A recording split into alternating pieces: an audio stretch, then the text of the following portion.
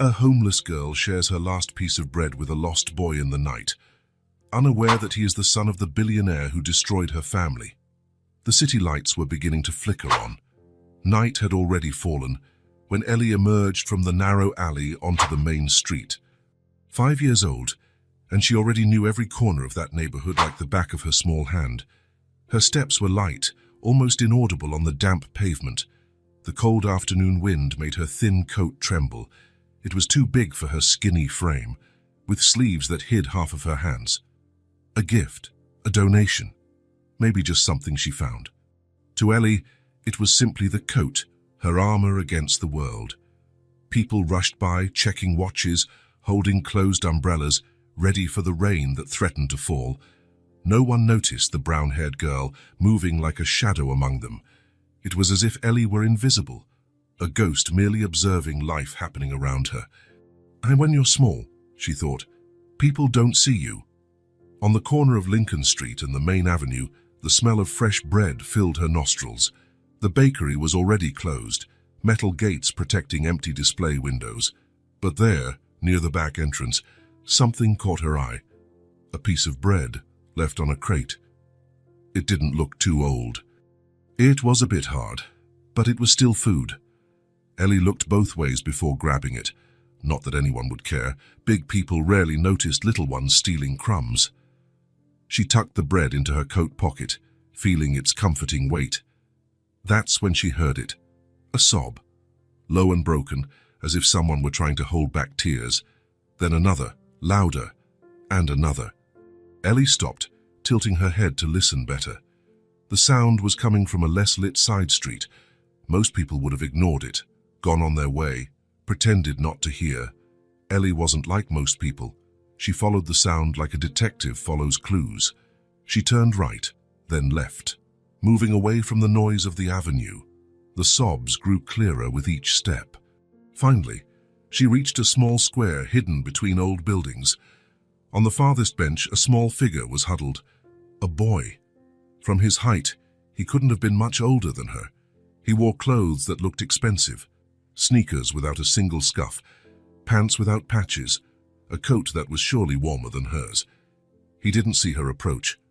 He was too busy trying to stop crying, rubbing his eyes with clenched fists, breathing in painful sobs.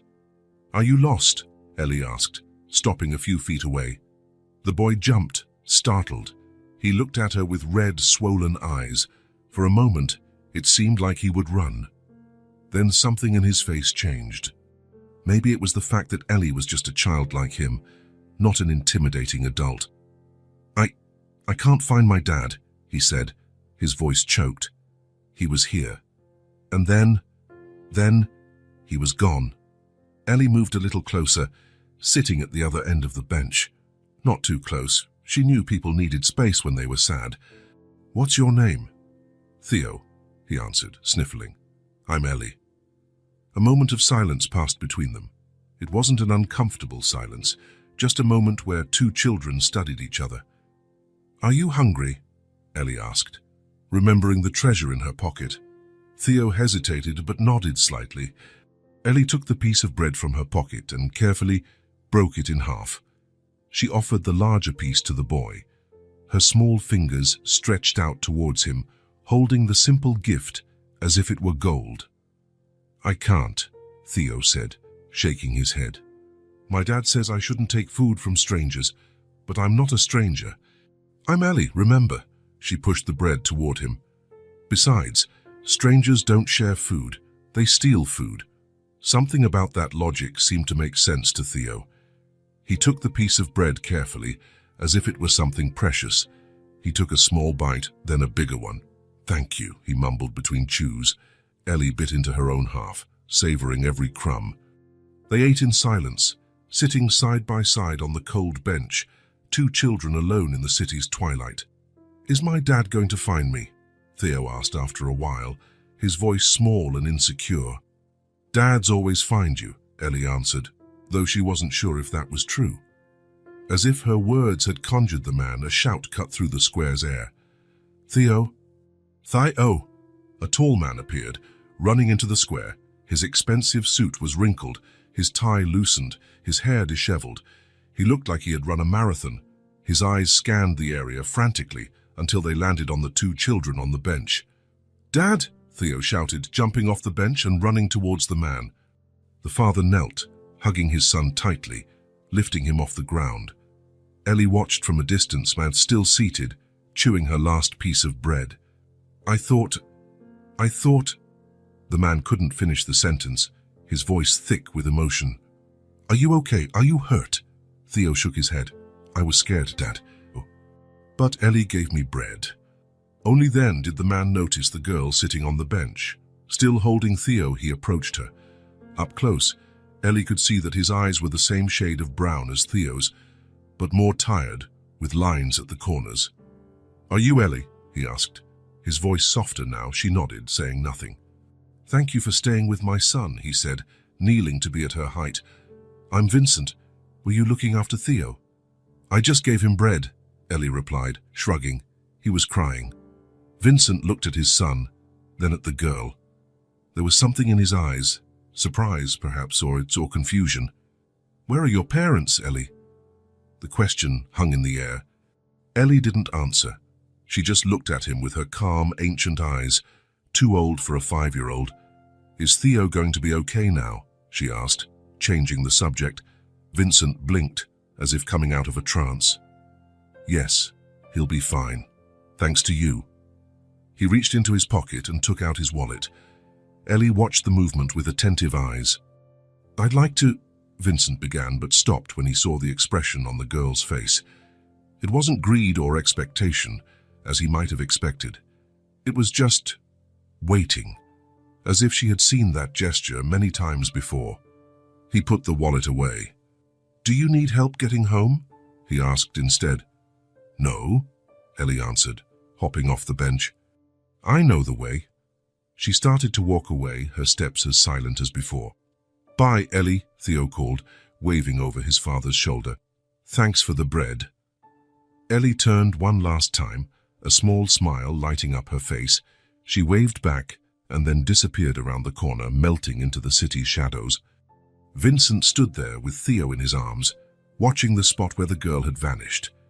There was something about that encounter, something important he couldn't define, like a word on the tip of his tongue. "Let's go home, son," he said finally, adjusting Theo in his arms. As they walked away from the square, Vincent had no way of knowing that this brief encounter would change his life forever. The engine of the BMW purred softly as Vincent drove through the city's illuminated streets. In the back seat, Theo was unusually quiet, his small face reflected in the rearview mirror with every passing streetlight. The city lights drew shadows and flashes inside the car, an intermittent rhythm that accompanied Vincent's thoughts. "Dad?" Theo's voice broke the silence. "Yes, son." "Ellie doesn't have a home like ours, does she?" The question caught Vincent by surprise. He adjusted his hands on the steering wheel, searching for words.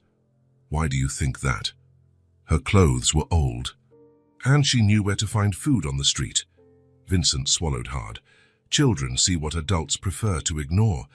"I don't know where she lives, Theo, but she seemed to know how to take care of herself." Silence again. Vincent used the red light to look back. Theo had that expression, eyebrows furrowed, lower lip slightly pushed out, that indicated his mind was working on something important. "How did you lose me today, Dad?" The question landed like a stone in Vincent's chest. The memory of that afternoon came back all too vividly. They were at Central Park. Theo was playing on the slide while Vincent sat on a nearby bench. Then the phone rang. It was Mark, his CFO. "Vincent, we have a problem with the Chinese investors. They're threatening to back out of the deal." Vincent stood up, moving a few steps away to hear better. "What's the problem now?" "I thought we had settled everything in the last video conference." "They claim they didn't receive the complete documentation. They're implying we're hiding something." "That's ridiculous. We sent everything last week." The conversation dragged on. Vincent gestured, paced back and forth, completely absorbed in the millions that were at stake. Numbers, clauses, deadlines. His mind dove into the corporate world, leaving the park and Theo behind. When he finally hung up, 15 minutes later, he turned to the slide. Theo wasn't there. He looked at the swings, at the carousel, at the jungle gym. Nothing. "Theo?" he called, still calm. "Theo, where are you?" Silence. "Theo." Panic came like a wave, washing away any trace of composure. Vincent ran through the park, shouting his son's name. He asked other children, parents, nannies. No one had seen a 5-year-old boy in a blue coat and white sneakers. Vincent called the police. He described Theo, his clothes, his light brown hair, and his anxious eyes. A search was organized. The park, the adjacent streets, the nearby shops, nothing. It was when he decided to expand the search on his own, running through the streets like a madman, that he found Theo in the square with Ellie. "Dad!" Theo's voice brought him back to the present.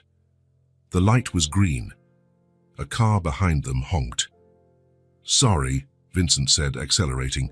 Then, answering his son's question, "I got distracted with work. Theo, it was a terrible mistake. I should have never taken my eyes off you." "It's okay," Theo said, with that ease that children have for forgiving. "I saw a kitten and followed it. Then, I didn't know how to get back." Vincent felt a lump in his throat. His son was almost lost forever because he couldn't hang up the phone. Because a business deal seemed more important than paying attention to his own child. "I liked Ellie," Theo continued, oblivious to his father's thoughts. "She shared her bread with me, even though she didn't know me. Can I give her one of my toys, Dad?" Vincent tried to answer, but his voice failed him. He cleared his throat and tried again. Let's think about that tomorrow, okay? It's late now." "She wasn't scared," Theo went on, "not even when it was dark. I think she's brave." "Yes," Vincent agreed. She seemed brave. The girl's face appeared in his mind. Dark, serious eyes, a poorly cut haircut, clothes that were too big, and a dignity that didn't match her age or size. A child alone on the street at dusk. Something ached inside Vincent, a persistent discomfort, like a pebble in his shoe that he couldn't remove. "Dad, can we look for Ellie tomorrow? I want to thank her for the bread." Vincent didn't answer immediately. What could he say? That they would probably never see that girl again. That children like her disappeared into the city's shadows, invisible to people like them. "We'll see, son." He parked in the garage of the luxurious building where they lived. The doorman greeted them with a polite smile. In the mirrored elevator, Vincent saw his reflection, a wrinkled suit, deep dark circles, disheveled hair. Beside him, Theo looked thoughtful, unusually serious for a child his age. At home, the nightly routine proceeded as usual. Bath, dinner, brushing teeth, a bedtime story. But something was different.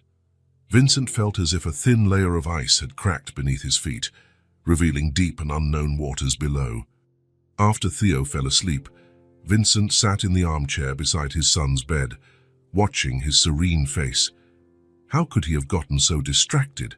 How could he have risked what was most precious to him for a work call? "The bread girl," Theo murmured in his sleep, turning over in bed. Vincent felt that discomfort grow inside him. Why did that encounter affect him so much? A poor girl sharing food with his lost son? A simple gesture, perhaps, but one filled with something that seemed to have evaporated from his own life. Kindness without a reason, goodness without calculation. When was the last time he had done something like that? When was the last time he had looked at someone, really looked, and seen more than an obstacle or a tool on his path to success? The truth hit him like a punch. At some point in his climb to the top, Vincent had lost more than time. He had lost his ability to connect, to see beyond transactions, to feel beyond what was useful or profitable. He had lost his humanity. And it took a street kid with a piece of stale bread for him to start realizing it. The morning arrived with the relentless clarity that follows sleepless nights. Vincent sat on the edge of his bed, rubbing his face with his hands. His phone was already blinking with notifications, urgent emails, unread messages, meeting reminders. The world didn't stop, even when something inside him had shifted. "Cancel my appointments today," he said into the phone to his assistant, ignoring the surprise in her voice. In 15 years, Vincent had never cancelled an entire day of work. After dropping Theo off at school, "Are you going to look for Ellie today, Dad?" Vincent drove to the place where he had found his son the night before. The square looked different in the daylight, smaller, less mysterious, an ordinary place that now carried a special meaning. He sat on the same bench where Ellie and Theo had shared the bread. Where to begin?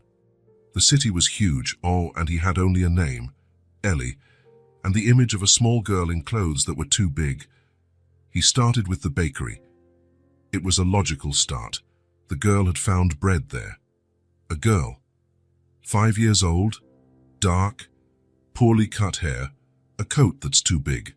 The baker frowned, thinking, "Oh, I think I've seen her. Sometimes she shows up when we're closing. Never steals, you know, just looks at the leftover food.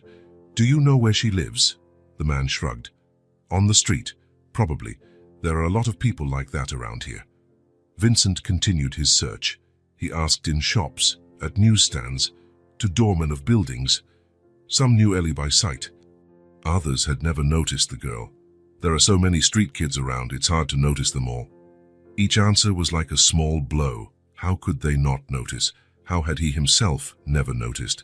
After hours of walking through the neighborhood, Vincent was about to give up when he spotted a small figure sitting on the sidewalk near a convenience store. Dark hair falling over her eyes, the same oversized coat Ellie. She was drawing on the sidewalk with a piece of colored chalk, completely absorbed in her world. Vincent approached slowly, afraid of scaring her. "Hi, Ellie." She looked up, alert. Her eyes recognized him immediately, but her body tensed instinctively. "You're Theo's dad," she said. It wasn't a question. "That's right, Vincent." She didn't reply, just looked at him with those ancient eyes. Can I sit for a bit?" he asked, pointing to the sidewalk next to her. Ellie shrugged, which Vincent took as a yes. He sat down, feeling awkward in his expensive suit on the rough sidewalk. "Is Theo okay?" she asked, going back to her drawing. "He is. He talks about you a lot. He wanted to thank you for the bread." A near smile crossed the girl's face. "It was nothing." They were silent for a moment. Vincent watched her drawing, simple figures of people holding hands under what looked like a smiling sun. "Ellie, where do you live?" The question hung in the air for so long that Vincent thought she wouldn't answer. Then, without looking up from her drawing, "In places." "What places?" She shrugged again. "Depends on the day. Sometimes at the shelter on 27th Street, when there's a spot. Sometimes under the park bridge. In the winter, we try to stay at the subway station on the Blue Line because it's warmer. Me, my mom, and my brother Sam." She drew another small figure next to the others. "He's one and cries a lot at night. People don't like it." Vincent felt his stomach drop. An entire family living like this while he worried about Chinese investors and million-dollar deals. "Where's your mom now?" "Looking for work. She's always looking, but nobody wants to hire you when you don't have an address to put on the form." Ellie said this without bitterness, just stating a fact. "And your dad?" "Never met him." Another pause. Vincent tried to process it all. The simplicity with which Ellie spoke of such a hard life left him speechless.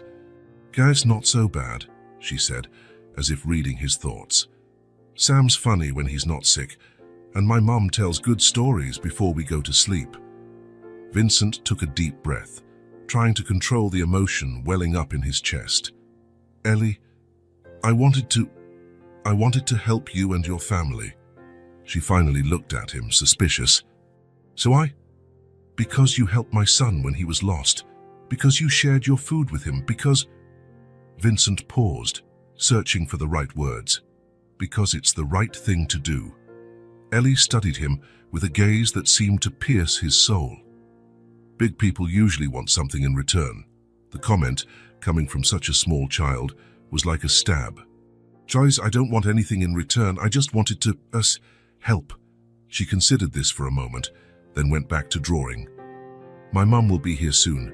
She told me to wait here." Vincent nodded, understanding the message. He needed to talk to the mother. They waited together in a silence that gradually became more comfortable. Ellie kept drawing, occasionally looking at him as if trying to solve a complicated puzzle. Almost an hour later, a young woman turned the corner, carrying a baby wrapped in a thin blanket. She looked exhausted, with deep dark circles under her eyes and her hair carelessly tied up. But there was a dignity in her posture, a determination in her gaze that resembled her daughter. "Ellie!" Her voice tensed when she saw her daughter sitting next to a stranger in a suit. She quickened her pace, protective. "Mom, this is Theo's dad," Ellie said, standing up. "The boy I told you about." The woman stopped, looking at Vincent cautiously. "Sarah," she introduced herself, adjusting the baby in her arms. "Thank you for bringing my daughter back yesterday."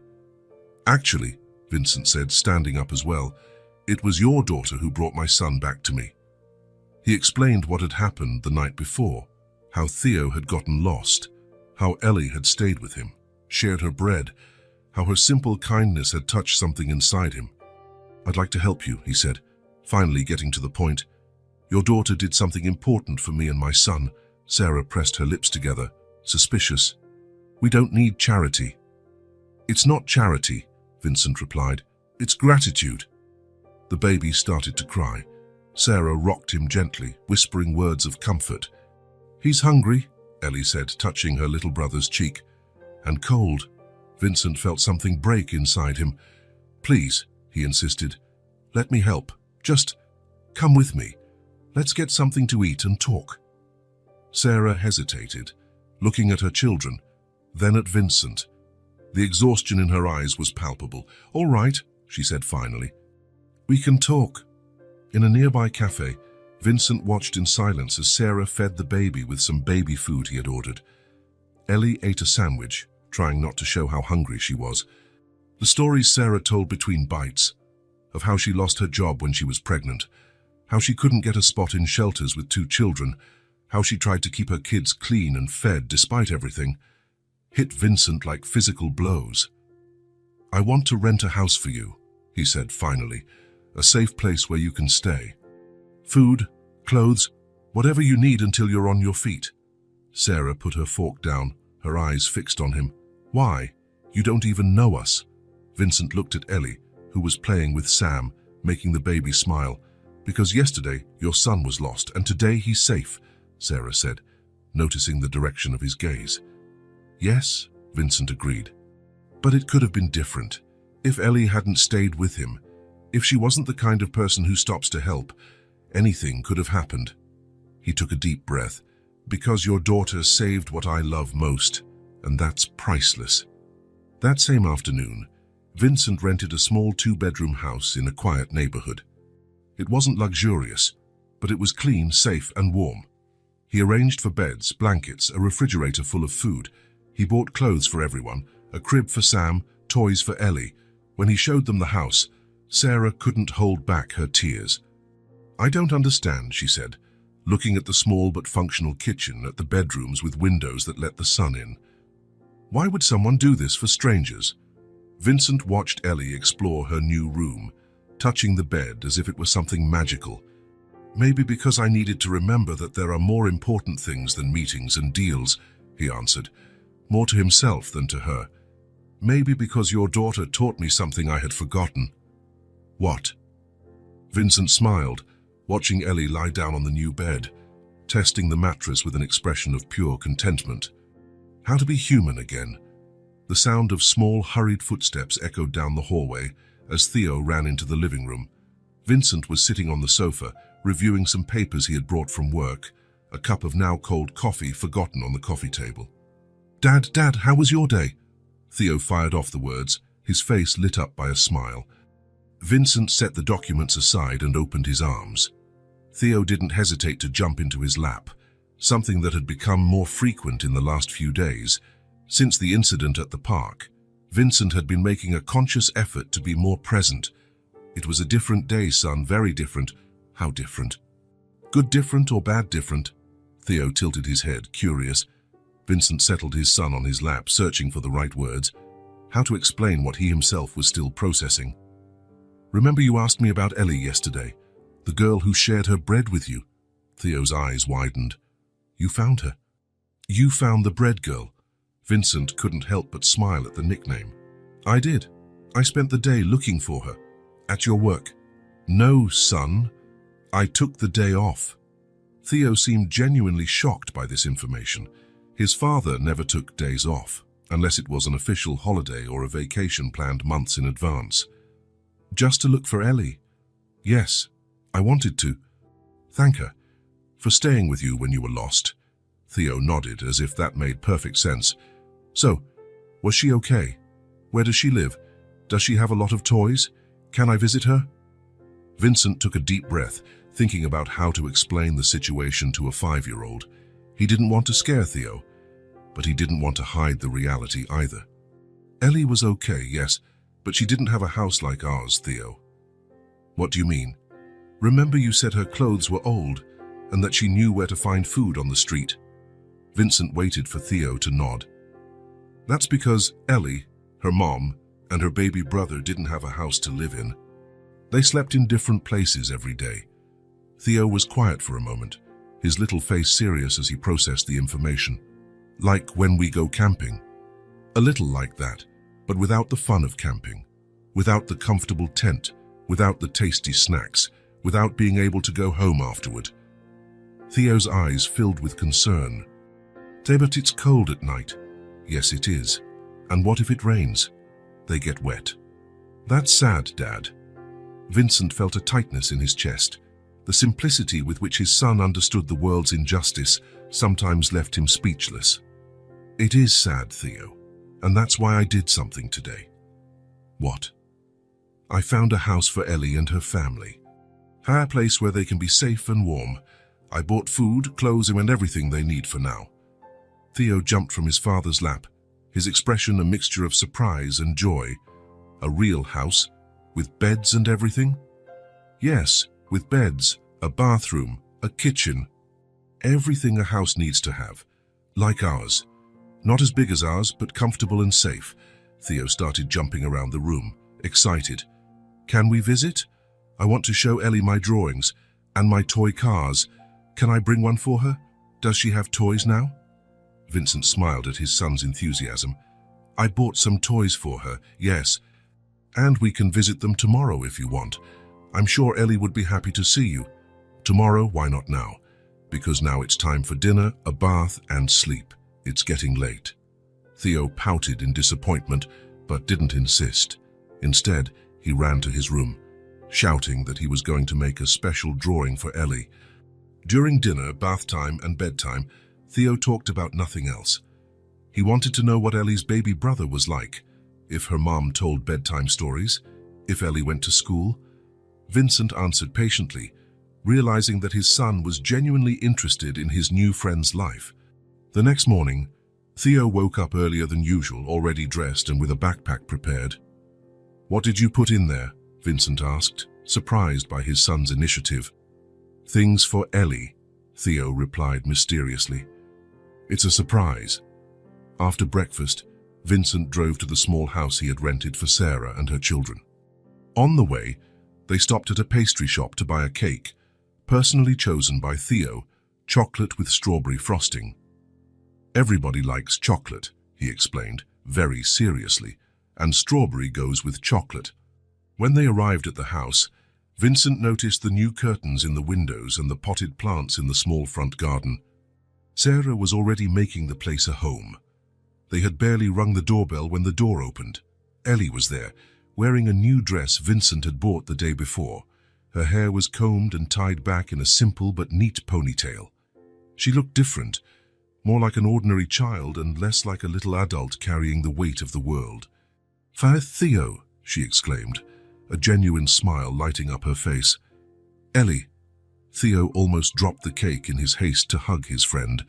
Vincent caught the box just in time, smiling at the scene. The children hugged like old friends who hadn't seen each other in years, not like acquaintances of only 2 days. Sarah appeared at the door with Sam in her arms. The baby looked rosier and more alert, his curious little eyes watching the visitors. Good morning, she greeted, looking more rested than the day before. "Please, come in." The house was simple but welcoming.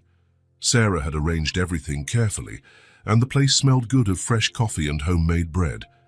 "We brought cake," Theo announced, pointing to the box in his father's hands. "Cake?" Sam clapped his hands, babbling excitedly. "Your brother talks?" Theo asked, impressed. "A few words," Ellie answered proudly. "He's smart." Sarah set the table for the cake while the children settled in the small living room. Theo opened his backpack, taking out a carefully folded drawing. "I made this for you," he said, handing the paper to Ellie. She unfolded it carefully.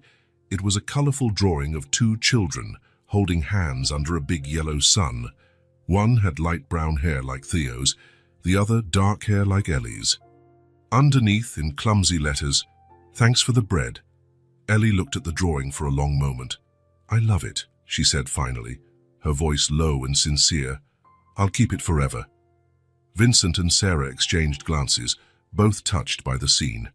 "Let's have some cake," Sarah suggested, breaking the moment. "And then you can play in the backyard." While the children delighted in the chocolate cake, Vincent and Sarah talked in low voices in the kitchen. "I got a job interview for tomorrow," she told him, a hint of hope in her voice. "At a bookstore a few blocks from here. I can walk." "That's great," Vincent said. "And Sam?" "There's a community daycare in the neighborhood. I'll talk to them, and I want to enroll Ellie in school as soon as possible. She's smart, a quick learner." Vincent nodded, realizing how determined Sarah was to rebuild her family's life. "So if you need anything for the interviews, in clothes and transportation, someone to watch the kids, just let me know." "Thank you. You've already done so much. More than I can ever thank you for." A joyful shout from the garden interrupted the conversation. They went to the back door to see what was happening. Theo and Ellie were running on the grass, laughing their heads off as they tossed a ball that Vincent hadn't seen before. Sam was sitting on a blanket spread on the grass, clapping and laughing at the older children's game. "Where did the ball come from?" Vincent asked. Theo stopped running, breathing heavily.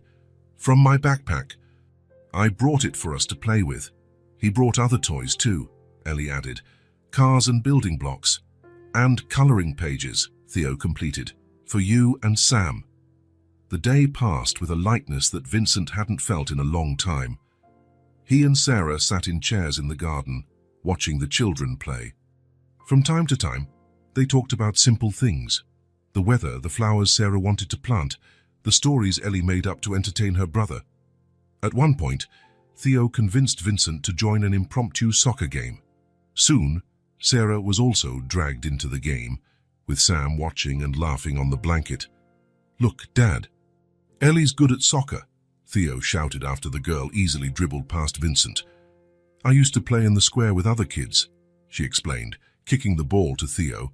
When Sam started to get fussy, it was time for a break. Sarah went to prepare a snack, and Vincent offered to help. The children stayed in the garden, now building a track with the building blocks for the cars Theo had brought.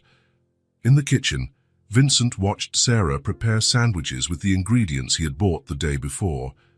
"Ellie seems different today," he commented. Sarah smiled, a smile that lit up her tired face. She slept well for the first time in months. No scary noises, no cold, no hunger. It's amazing how a night of peaceful sleep can transform a child. Vincent thought about how many nights of peaceful sleep he took for granted. "And you?" "I slept well too," she admitted, "but I still wake up at every noise, expecting someone to send us away. It's going to take time to get used to the idea that we have a safe place now." The snack was served in the garden, an impromptu picnic that delighted the children. Sam tried his first cheese sandwich, to everyone's delight. "He's never had a sandwich like this," Ellie explained. "So just baby food and soft bread." After the snack, as the children went back to playing, Vincent noticed how different Theo seemed. More relaxed, more talkative, more cheerful, a far cry from the shy, sometimes anxious child he knew. "Your son seems to be having fun," Sarah commented, following his gaze. "I've never seen him so at ease with another child," Vincent replied. "He's usually reserved, has trouble making friends. Ellie has that effect on people. She's always been like that, friendly and caring, even when we were in the worst situations. Vincent watched the girl helping Theo build a bridge with the blocks, patiently explaining how to make the structure sturdy. She's special. Yes, she is, Sarah agreed, pride evident in her voice. And your Theo is too. Look how gentle he is with Sam. Indeed, whenever the baby crawled towards them, Theo would stop what he was doing to show him a car or make a funny face that made Sam laugh. The afternoon passed too quickly. As the sun began to set, Vincent realized it was time to go. Shall we have to go, Theo? It's getting late. Oh no, Dad. Just a little longer, please. You have school tomorrow, remember? And we need to have dinner and a bath. Theo made a disappointed face that almost made Vincent give in. Can we come back another day? He asked, hopeful.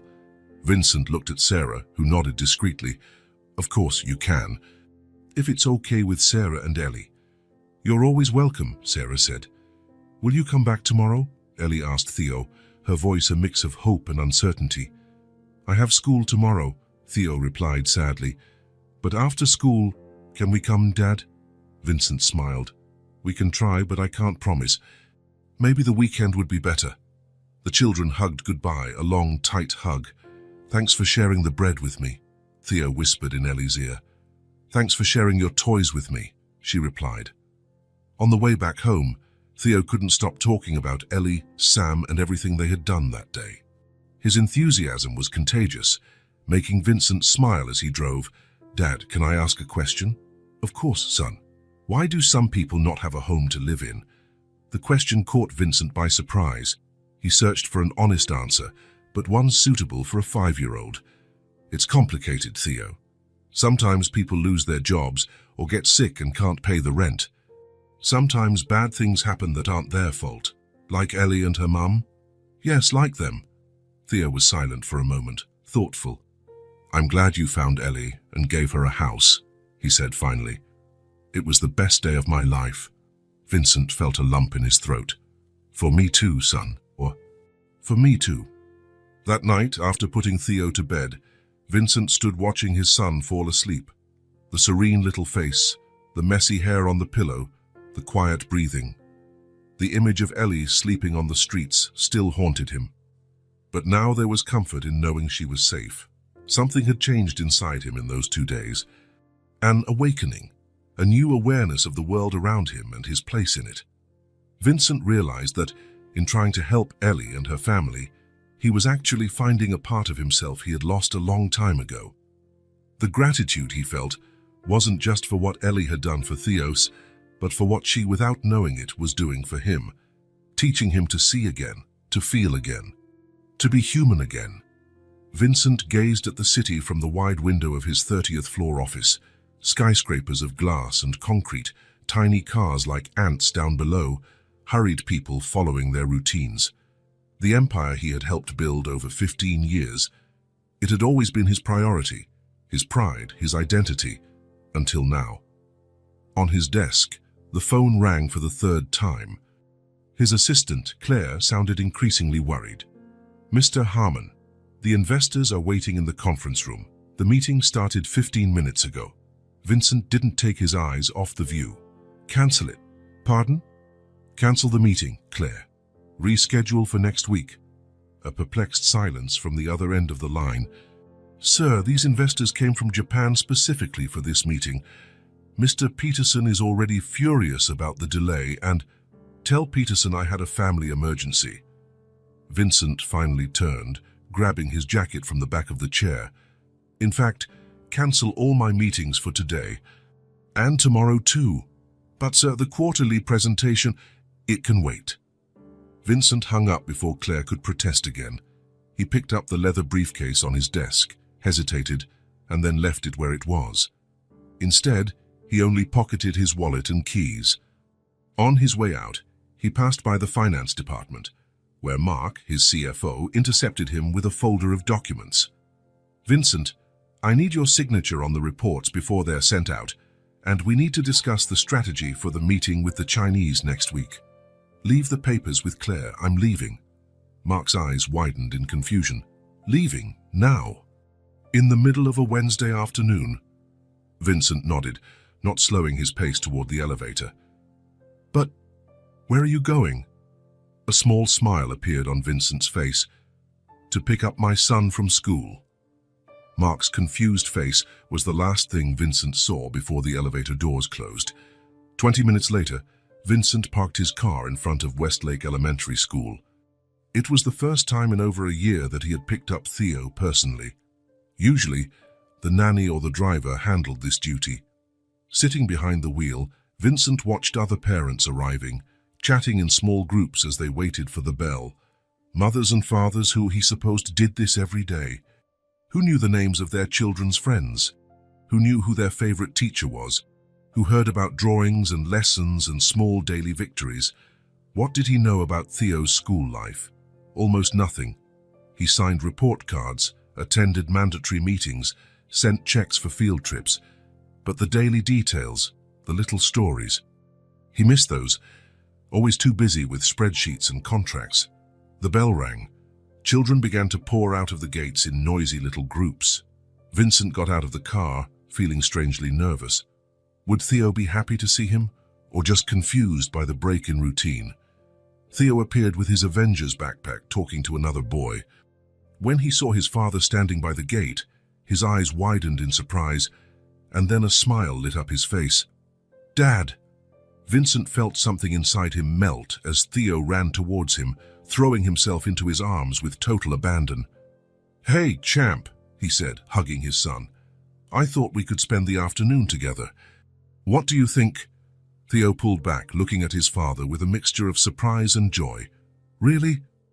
What about your work?" The question, so innocent, hit Vincent like a punch. His 5-year-old son already knew that his father's work always came first. "Work can wait," he replied, ruffling Theo's hair. "Today is Father-Son Day." In the car, Theo didn't stop talking, as if he feared the moment would end if he paused. He talked about the science class where they saw a video about sea turtles, about how he got all the words right in the spelling test, about the new boy who had joined the class. Vincent listened, asking questions, realizing how many details of his son's life he missed daily. "Where are we going, Dad?" Vincent hadn't planned anything specific. "Where would you like to go?"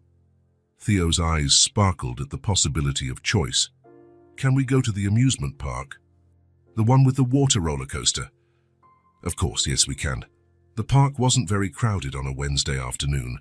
Vincent bought passes for all the rides, cotton candy, hot dogs. He followed Theo from one side to the other, surprised by his son's boundless energy. They rode the water roller coaster together, Vincent holding Theo firmly as they plunged down the free fall. The boy's shout of joy, the way he clung to his father when the water drenched them, the uncontrollable laughter afterward, simple moments that Vincent realized he had been missing while spending hours in endless meetings. "That was the best ride ever," Theo exclaimed, dripping wet but radiant. Later, sitting on a bench with ice creams melting in cones, Theo suddenly became serious. "Dad, are you going to work late again today?" The question caught Vincent off guard. "No, son, not today." "And tomorrow?" Vincent looked into those hopeful eyes and made a decision. "Not tomorrow either. Actually, I was thinking we could do more things together. Maybe I can pick you up from school more often, or take you to work one day if you want to see where Daddy stays. Like a special day. More than that, like a normal thing. Fathers and sons spend time together. That's how it should be." Theo licked his ice cream, thoughtful. "That would be nice. Jimmy's mom always picks him up. And Lucas's dad plays soccer with him in the park on weekends." Each example was like a small accusation. How many moments had Vincent missed, traded for meetings that, in the end, changed nothing fundamental in his life? "You know, Theo, sometimes adults get confused about what's really important," Vincent said, choosing his words carefully. "It's how we think some things can't wait, when in fact it's other things we shouldn't postpone." Theo frowned, trying to understand. "Like what?" "Like watching you grow up, like knowing who your friends are, like being there when you need me." "Like when I got lost?" Vincent swallowed hard. "Yes, exactly like that day." Theo considered this for a moment. then smiled. "I'm glad you're here today, Dad." "Me too, son, me too." On the way back home, with Theo almost asleep in the back seat, clutching a teddy bear Vincent had won for him in a ball toss game, the phone rang. It was Mark, probably with some corporate emergency. Vincent turned off the phone without answering. In the rearview mirror, he could see Theo looking out the window, sleepy but content. His son, his true legacy. Not the buildings, not the contracts, not the bank accounts. "Dad?" "Yes, son." "Can we visit Ellie again? I want to show her my new bear." Vincent smiled. "Of course we can. How about on the weekend?" "Promise." Vincent felt the weight of that simple word. How many promises had he broken before? Missed school meetings, cancelled games, weekends, sacrificed for business trips. "I promise, Theo. This weekend, we'll visit Ellie and her family." "Yay!" Theo hugged the bear tighter. After a moment, he added, "Dad?" "Yes." "Thanks for today. It was the best day." Vincent felt his eyes sting. "For me too, son, for me too." Saturday dawned with a clear sky and a gentle sun, perfect for the promised visit. Vincent was preparing breakfast when Theo appeared in the kitchen, already dressed and with his hair still damp from the shower. "Good morning, Dad." The excitement in his voice was palpable. "We're going to see Ellie today, remember?" Vincent smiled, flipping the pancakes he was making. "Of course, I remember. After breakfast, we can go." Theo sat at the table, swinging his legs that didn't reach the floor. "Dad?" "Yes?" "I think we should bring a present for Ellie." Vincent placed the plate of pancakes in front of his son. "A present? Why?" Theo picked up his fork, thoughtful, his expression suddenly serious. "Because she doesn't have many toys, right? When I went there, she really liked my cars and blocks." Vincent felt something warm his chest. Theo's sensitivity to Ellie's situation surprised him. Children, he thought, often see the world with a clarity that adults lose along the way. "You're right," he agreed, sitting down with his own portion of pancakes. "That's a great idea. What do you think she would like?" Theo took a bite, chewing slowly as he considered the question with the seriousness of someone deciding the fate of a nation. "Something she can share with Sam," he concluded finally. "Something for both of them." After breakfast, they drove to the mall. The toy store was a maze of colors and sounds, with shelves reaching the ceiling, packed with options that would make any child dizzy with possibilities. "Look, Dad." Theo pointed to a section with building blocks. "Ellie's good at building things." They looked at games, books, dolls, cars. Theo tested each option, imagining if Ellie would like it, if Sam could play too, if it would last. His seriousness in the task made Vincent smile. Finally, Theo stopped in front of a large box. "This one," he said with conviction. "Say it's perfect." It was a foldable puppet theater, with 6 different puppets representing fairy tale characters and space to store everything in a compact case. It came with a booklet of stories, but also allowed for creating their own narratives. "Ellie can tell stories to Sam," Theo explained. "Gus, and when he gets older, he can help with the puppets too." Vincent looked at his son with admiration. "That's an excellent choice, Theo." When they arrived at Ellie's house, they were greeted by the girl herself, who opened the door before they even rang the bell, as if she had been waiting at the window. "You came," she exclaimed, her face lighting up with a smile. Theo held the gift-wrapped box, almost bigger than himself, staggering slightly under its weight. "We brought you a present," he announced proudly. "I picked it out." Ellie's eyes widened. "A present? For me?" The genuine surprise in her voice, as if the very idea of receiving something was extraordinary, made Vincent feel a lump in his throat. Sarah appeared behind her daughter, with Sam on her hip. "Please, come in," she invited, looking more rested and confident than last time. "I just made lemonade." In the small living room, Theo insisted that Ellie open the present immediately. She did so with extreme care, as if the wrapping paper itself were a treasure. When she saw the puppet theater, her expression went from astonishment to joy. "Is it for me and Sam?" she asked, looking at Theo, Then at Vincent, as if she couldn't believe it. "Yes," Theo confirmed.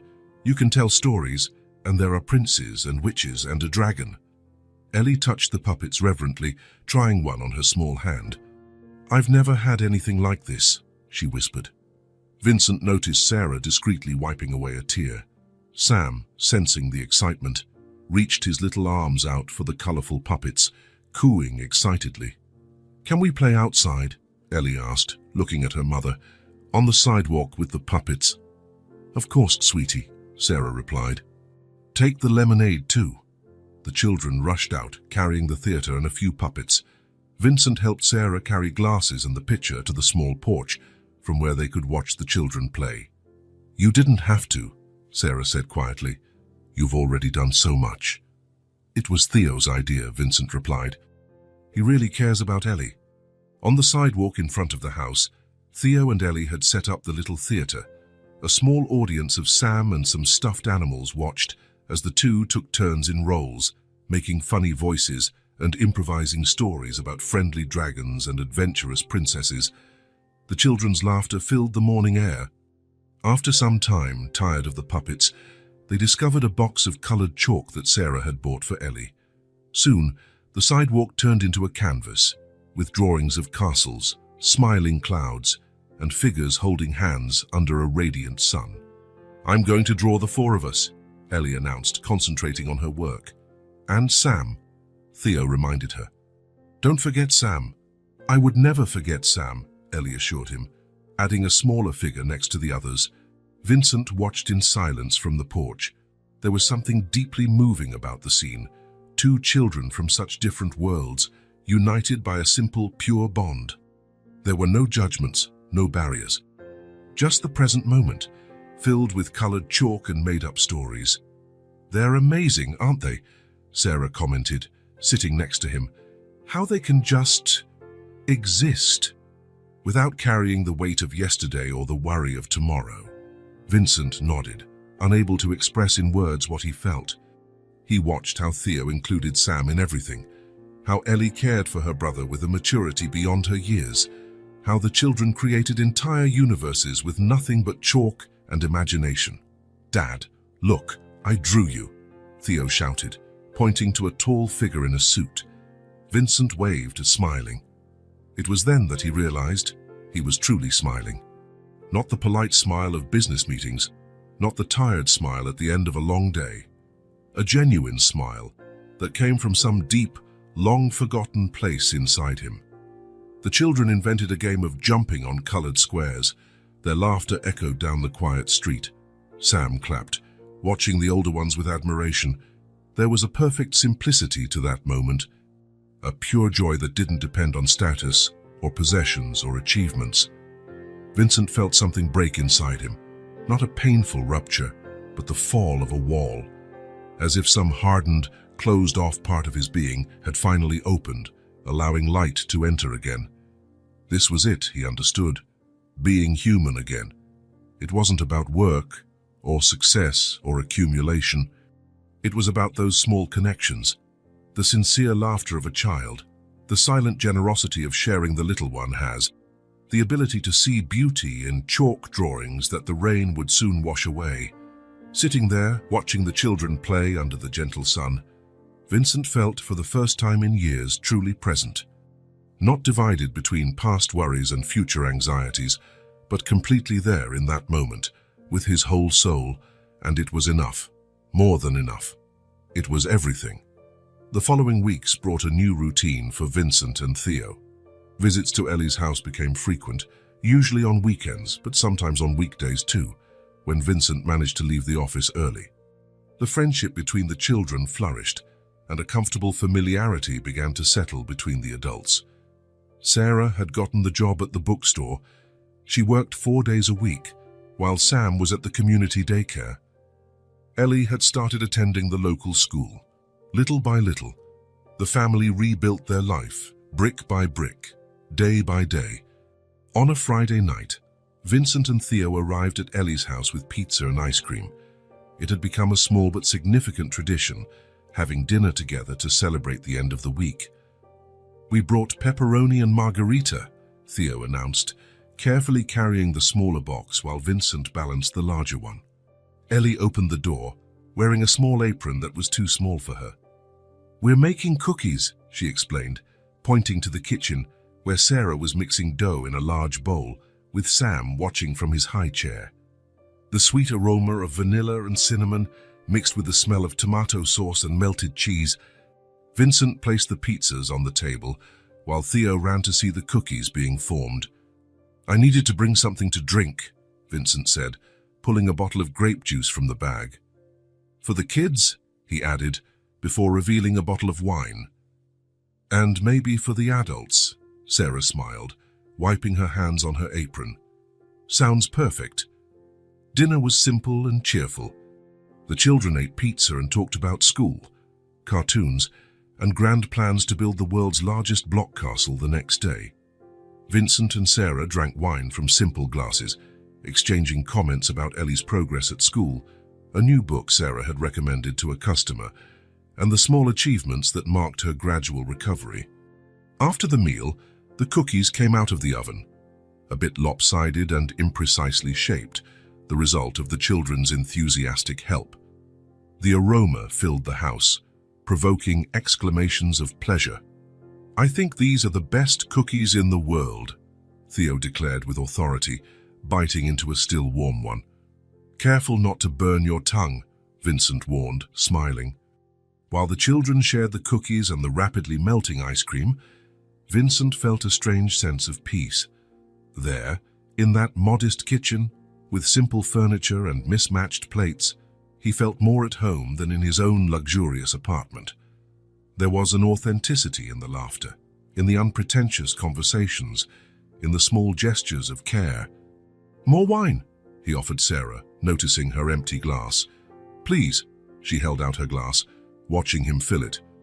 "You know, it's been so long since I've had a night like this, quiet, with good food and—" She hesitated. "Good company." Vincent felt a warmth in his chest that wasn't just from the wine. "Camille too." The children asked to watch a movie on the small television in the living room. With the adults agreeing, they settled on the rug with pillows and the last of the cookies, while a colorful animation filled the screen. At the kitchen table, Vincent and Sarah remained, the wine bottle now half empty, the conversation flowing more easily. He told her about his week at work, about how he was trying to delegate more responsibilities to spend more time with Theo. She talked about an interesting customer at the bookstore, an elderly man looking for specific books about constellations. "Have you always loved books?" Vincent asked, genuinely curious. "Always," Sarah confirmed, a nostalgic glint in her eyes. "In fact, I majored in literature in college. I worked as an assistant editor before—" Her voice trailed off, her gaze becoming distant. "Before." Sarah took a deep breath, swirling the wine in her glass. "Before everything changed." She looked at Vincent, something new in her expression. "So I never told you how we ended up on the streets, did I?" Vincent sensed the seriousness of the moment. He placed his glass on the table, giving her his full attention. "No, you haven't."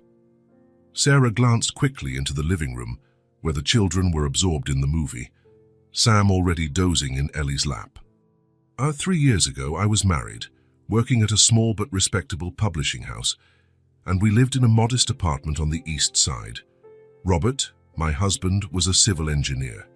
He worked in construction, mostly commercial buildings. Vincent nodded, encouraging her to continue. Robert was meticulous, always concerned with safety. When he started working on the construction of the Harmon business complex, he noticed problems with the scaffolding. He reported it to the supervisors, insisted that the structures needed to be reinforced. Vincent's stomach knotted at the sound of his company's name. No one wanted to listen, Sarah continued, her voice now lower. There were tight deadlines, pressure to deliver the project quickly. They told him to keep working, that everything was within standards. Vincent felt the blood run cold in his veins. He was beginning to see where the story was headed, and something inside him screamed for her to stop. But he couldn't, he shouldn't interrupt. So on the third day after he made the complaint, the scaffolding collapsed. Robert was on the 8th floor. Sarah looked at the wine, Not at Vincent. They said it was instant, that he didn't suffer, as if that were any consolation. The room seemed to have suddenly grown colder. Vincent wanted to say something, anything, but his throat was as dry as paper. The construction company denied responsibility. They said it was human error, that he didn't follow protocols. Lies. The bitterness in her voice was palpable. We filed a lawsuit, of course. There was evidence, photos Robert had taken of the problems, emails he sent reporting the risks. What happened? Vincent managed to ask, his voice almost a whisper. Harmon Corporation has good lawyers. Sarah gave a humorless smile. Very good ones. The case dragged on. The legal costs ate up our savings. I was pregnant with Sam, on maternity leave, living only on Robert's insurance, which barely covered the rent. Vincent felt nauseous. He vaguely remembered this case, a regrettable accident, his lawyers had said. Situation contained, risk of bad publicity minimized. I lost my job when the publishing house closed, 2 months after the accident. I tried to find another, but with a young daughter and pregnant, well, it's not the profile many employers are looking for. Sarah took a sip of wine, as if gathering strength. When Sam was born, our money was running out. The lawsuit was still ongoing, but bills don't wait for court decisions. I got some freelance work, but it wasn't enough. We started falling behind on rent. Vincent closed his eyes for a moment. He knew what was coming next. Then we got the news. The building where we lived had been bought. All tenants had to be out in 60 days. The new owner planned to demolish everything and build luxury apartments. Who bought the building? Vincent asked, though he already knew the answer. Harmon Development Group. Sarah looked directly into his eyes. Your company, Vincent. The silence that followed was broken only by the low sound of the television in the adjacent room. We couldn't find another place. Prices had gone up, and no one wanted to rent to an unemployed single mother with 2 small children. When the deadline was up, we were evicted. The rest, well, you can imagine the rest. Vincent felt as if he had been punched in the stomach. His mind was spinning, trying to process what he had just heard. The coincidences were too brutal to be ignored. Sarah, he began, not knowing how to continue. You're Vincent Harmon, aren't you? The voice didn't come from Sarah, but from behind him. Vincent turned to find Ellie standing in the kitchen doorway. Her big eyes were fixed on him, a painful understanding dawning on her young face. Ellie, Sarah stood up, surprised. I thought you were watching the movie. Sam fell asleep. I came to get some water. The girl didn't take her eyes off Vincent. It's you, isn't it? The owner of Harmon, the man with the big buildings. Vincent swallowed hard. Yes, Ellie, I'm the owner of the company. The girl's expression changed. Recognition gave way to confusion, then to hurt, and finally to something that broke Vincent's heart. Betrayal. You. Her small voice trembled. Did you know who we were when you found me? No, Ellie, I swear I didn't, Vincent replied quickly. I had no idea. You took my dad from me. The words came out like sharp knives. And then you took our home. Theo appeared behind Ellie, drawn by the voices. What's going on? He asked, looking confusedly from Ellie to his father. Your dad is the bad man, Ellie said, tears starting to stream down her face. The man who made my dad die and threw us on the street. Ellie, Sarah moved toward her daughter, but the girl backed away. Hey, it's true, her voice rose, waking Sam in the living room with a startled cry. You always said it was his company, that they didn't care, that they lied. Vincent stood up, a slow, uncertain movement. Ellie, please, let me explain. You took my dad and my home from me. Ellie took another step back, the tears now falling freely. And then you pretended to be nice. Why? Theo looked at his father, completely lost. Dad, what is she talking about? Vincent tried to find words, any word that could fix what was shattering before him. But how to explain to a 5-year-old about corporations, limited liability, decisions made by subordinates, development projects approved without his direct knowledge?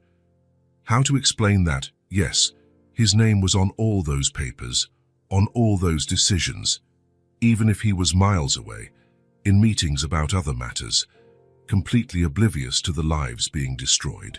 Ellie, His voice failed. For the first time in years, Vincent Harmon, the man who always had the right answers, was completely speechless. Sarah picked up Sam, who was still crying, trying to calm him. Ellie, let's talk about this calmly, she tried. I'm sure Mr. Harmon didn't know. Did you know? Ellie turned to her mother, her eyes full of pain and confusion. Did you know who he was when he gave us this house?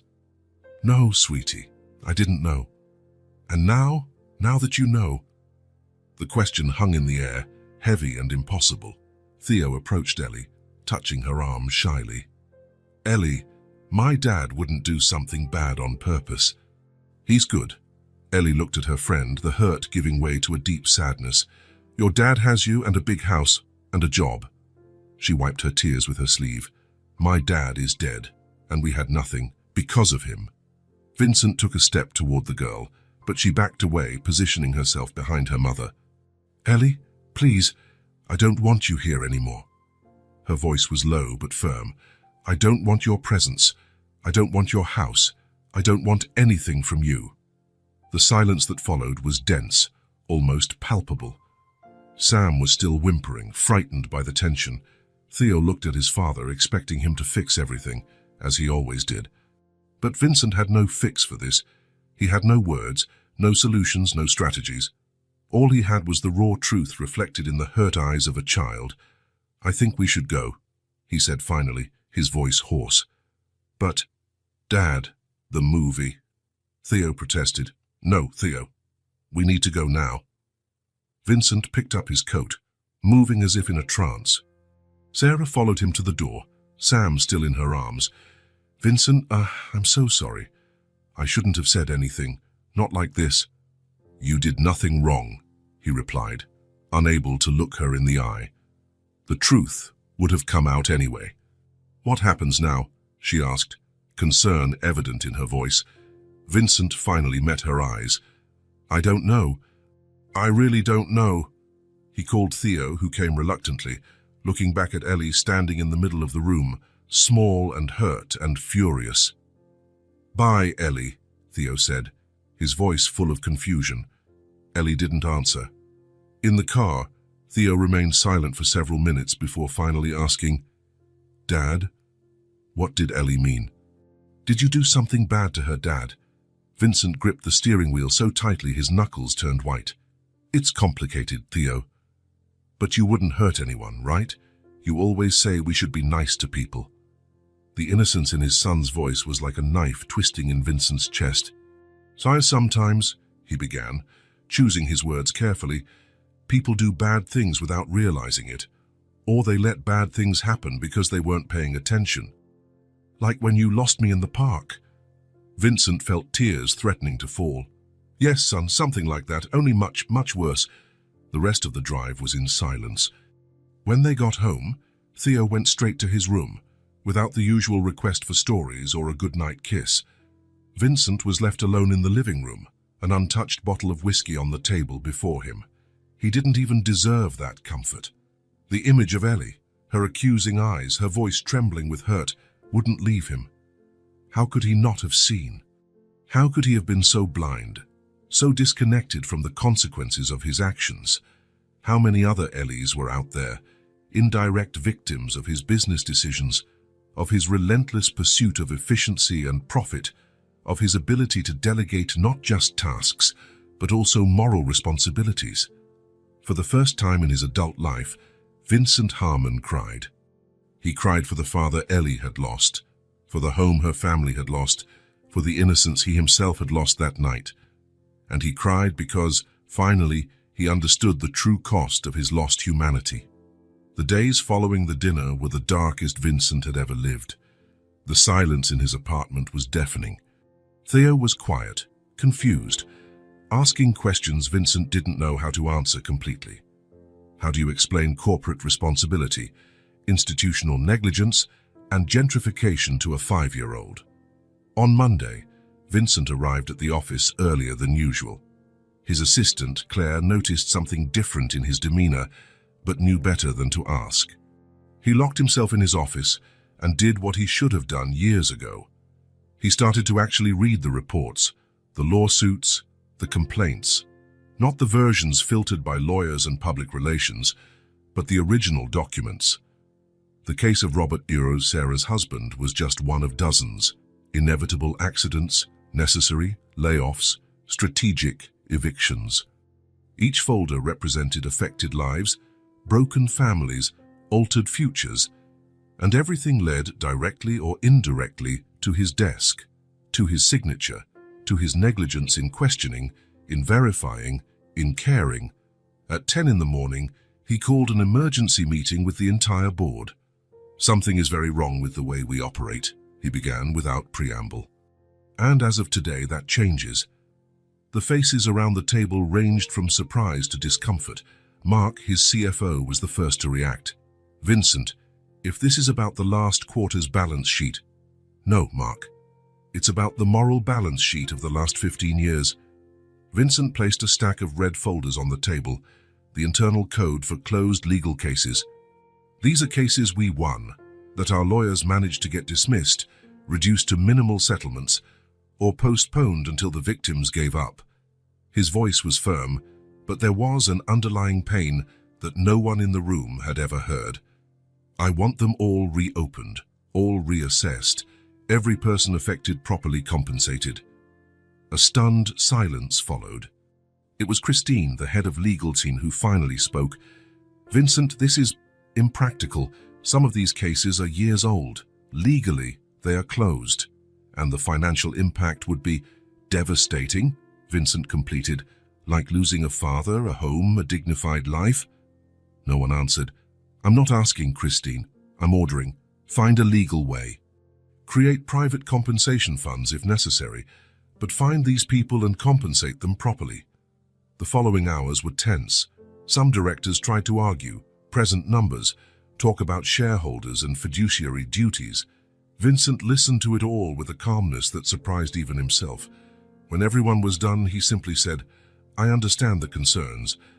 I understand the impact, but this is not a discussion, it's a redirection.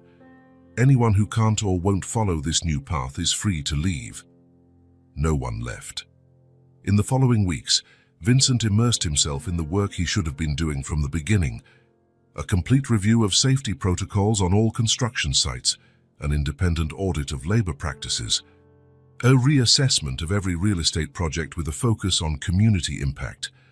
Robert's case was the first to be resolved. Vincent personally instructed his lawyers to offer a substantial compensation to the family, not as charity, but as an admission of guilt and responsibility. In addition, he created an educational fund for Ellie and Sam, and a support fund for other families affected by similar accidents. The shareholders complained when the quarter's profits plummeted. Vincent weathered the storm with a quiet determination. "We are correcting historical mistakes," he explained at the annual meeting, "and building a company that can grow without destroying lives in the process." Some investors left, others, surprisingly, stayed, attracted by the vision of genuine corporate responsibility that Vincent now presented. A month after the fateful dinner, Vincent parked his car in front of the house he had rented for Sarah and her children. He sat there for almost half an hour, gathering courage. He hadn't spoken to them since that night. He had respected Ellie's request for distance, but the pain of the separation consumed him. Finally, he took a deep breath and got out of the car. The house looked the same, but there were new flowers in the small front garden. He approached the door, his heart pounding in his chest. He rang the bell and waited, his hands sweating. It was Sarah who answered, with Sam in her arms. She looked surprised, but not hostile. "Vincent," she said simply. "Hi, Sarah. Sorry to show up unannounced. I'd like to talk, if possible." She hesitated, looking back into the house. "Ellie's at school," she informed him, as if guessing his concern. "Come in." The living room was different, more welcoming, more established. Small personal touches everywhere. Photos in simple frames. Ellie's drawings on the walls. Sam's toys organized in colorful boxes. A real home. Thank you for having me," Vincent said, remaining standing even when Sarah indicated the sofa. "I received the documents," she said, adjusting Sam, who was playing with her hair. "The settlement, the fund for the children. Why now, Vincent?" He took a deep breath. "Because now I know. Not just about your case, but about all the others. About what my company became while I was too busy counting profits to see the human cost." Sarah looked at him for a long time, as if assessing his sincerity. "What do you want, exactly?" "To repair what I can, not just with money, though that's the least I can offer. I want to change the way we do business. I want other families not to go through what yours went through." She nodded slowly. "And Ellie, what do you want from her?" Vincent felt a lump in his throat. "I want her to know that I'm sorry, deeply. That I'm doing everything I can to fix a system that allowed her father to die, that allowed you to lose your home." He swallowed hard. "But I know she may never forgive me, and I understand that." Sarah put Sam on the floor, where he immediately started crawling towards his toys. "She's hurt, Vincent, confused. In her child's mind, she had finally found good people, security, friendship. And then she found out it all came from the same hands that took her father and her home." "I know," he murmured. "I know it's too complicated for a child to understand. Maybe for anyone." They were silent for a moment, only the sound of Sam playing filling the room. "Theo misses her," Vincent said finally. "She misses him too," Sarah admitted. "She cries at night sometimes, but she's too hurt to admit it." Vincent took an envelope from his pocket. "Could you give this to her?" "Please." Sarah took the envelope, hesitant. "What is it?" "Just a note. Some words I needed to say to her." Sarah nodded, placing the envelope on the table. "I'll give it to her, but I can't promise she'll answer." "I understand." Vincent moved toward the door. "Thank you, Sarah, for everything." She walked him to the exit. "What you did," she said before he left, "changing policies, compensating families, creating support funds, that's important, Vincent. Important for many people besides us. It's the least I can do. Maybe. But it's more than most would do in your place." In the car, Vincent looked one last time at the house before driving off. He knew the note he had left was too simple for the magnitude of the pain. Just 5 words. "I still want you to be happy." It didn't ask for forgiveness. It didn't offer excuses. It just expressed the sincere wish that, despite everything he had done, Ellie could find joy in her life. As he drove back to the office, where more red folders awaited him, Vincent knew that the real repair had just begun. The road would be long. Some damages could never be completely fixed.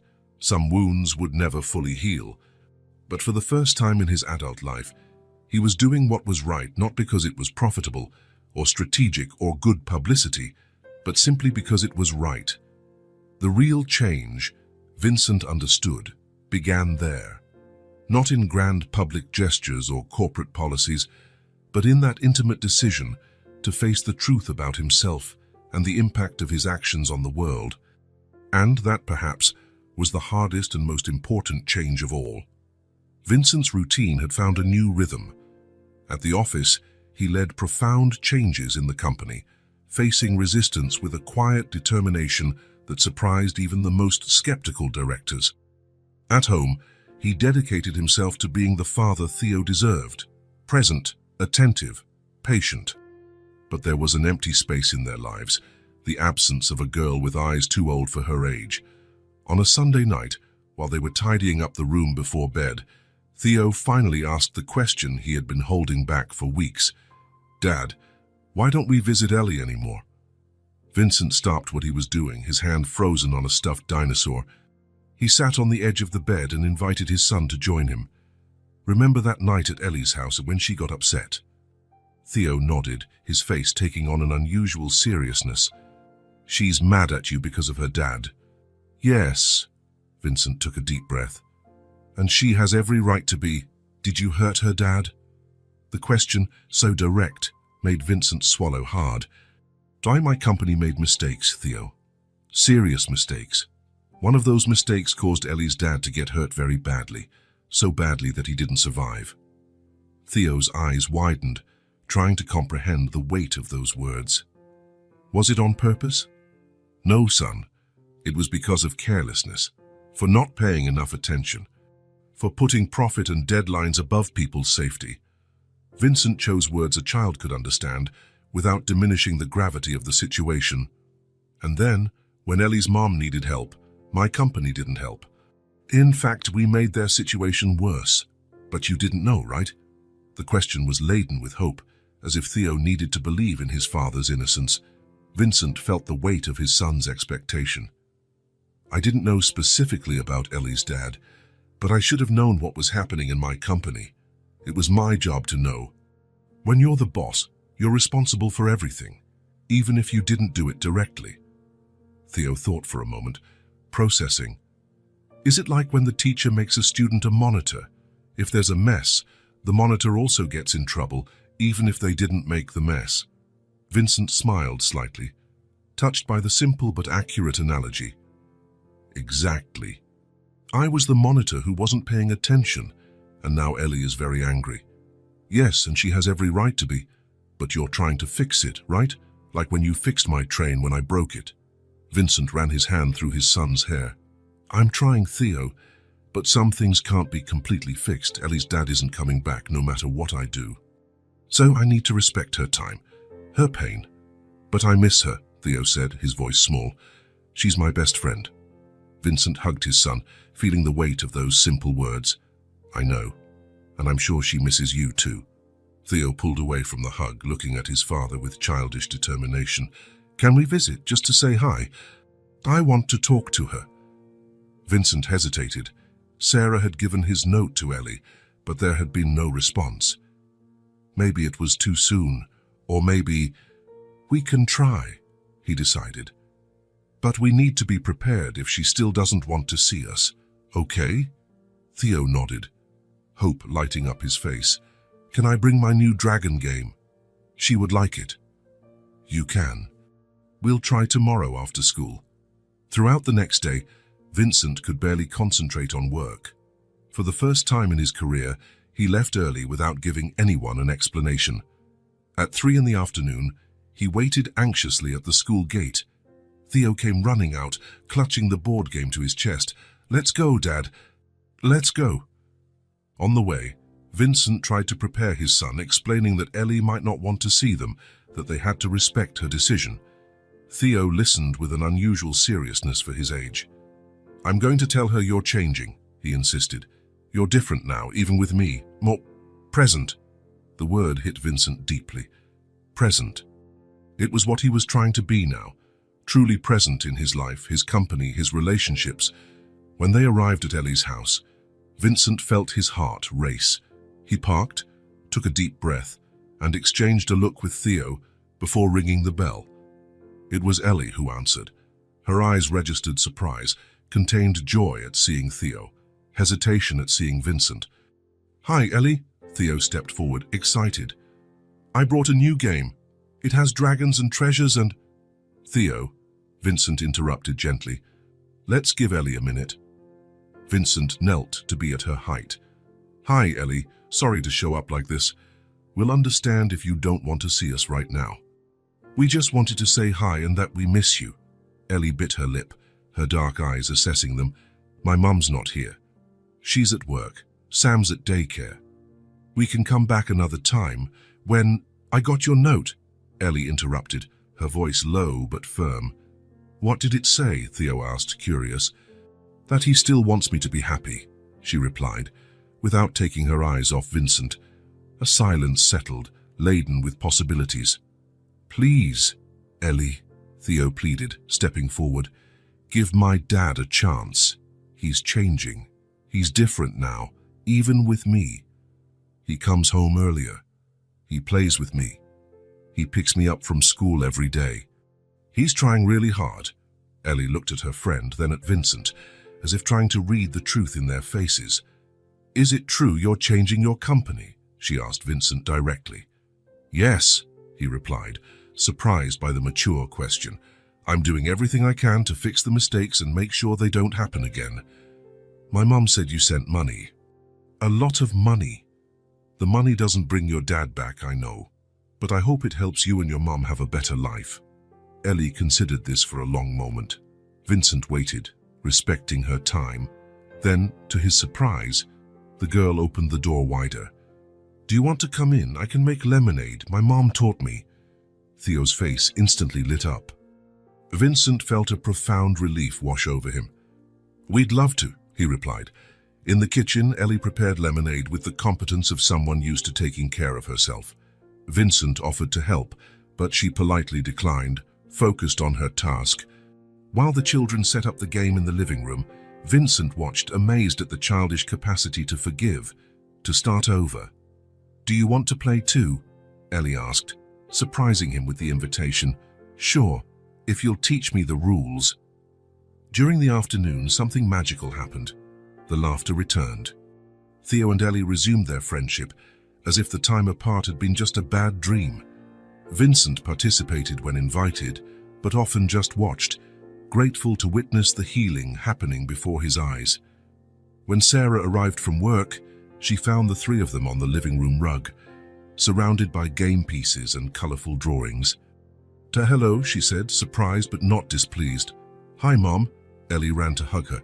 Theo brought a new game, and I made lemonade all by myself. Sarah looked at Vincent, a silent question in her eyes. I hope it's okay, he said, standing up. Theo really wanted to see Ellie, and it's okay, Sarah assured him. Stay for dinner if you like. During dinner, Theo talked enthusiastically about his school. Suddenly, he looked at his father. Dad, could Ellie go to my school? Before Vincent could answer, Ellie said, My mom already enrolled me in a school near here. But ours has a huge playground and art classes every day. Vincent exchanged glances with Sarah. It's a possibility, he said cautiously. If Ellie and her mom are interested, I can check if there are any spots. It would be closer to my work, Sarah considered. And Ellie always mentions how Theo describes his school. In the following weeks, a new routine was established. Ellie was transferred to Theo's school, where she quickly adapted. Sarah and Vincent shared transportation and childcare responsibilities. The families began to meet regularly for dinners and weekend outings. Ellie's hurt didn't completely disappear. There were days when her eyes still showed a trace of pain when she looked at Vincent. But she had forgiven, not so much for the man, but because she loved Theo like a brother and didn't want to lose the joy their friendship brought. For Vincent, every smile from Ellie, every time she voluntarily spoke to him, was an unexpected gift. He wasn't seeking absolution. He knew some debts can never be fully paid, but he sought reparation and the chance to build something new on the rubble of the past. On a sunny Sunday, as he watched the children playing in the park, Theo teaching Ellie how to skate, Sam taking his first steps supported by a stroller, Vincent realized he had found something all his money and power could never buy. A second chance. An opportunity to live with purpose, with awareness, with true human connection. It was the beginning of a new story. A story written not with contracts and financial balance sheets, but with respect, empathy, and love. A story where the value of a life was not measured by its cost or utility, but by its unrepeatable presence in the world. And for a man who had spent so much time lost in the abstractions of corporate power, that was the most valuable lesson of all.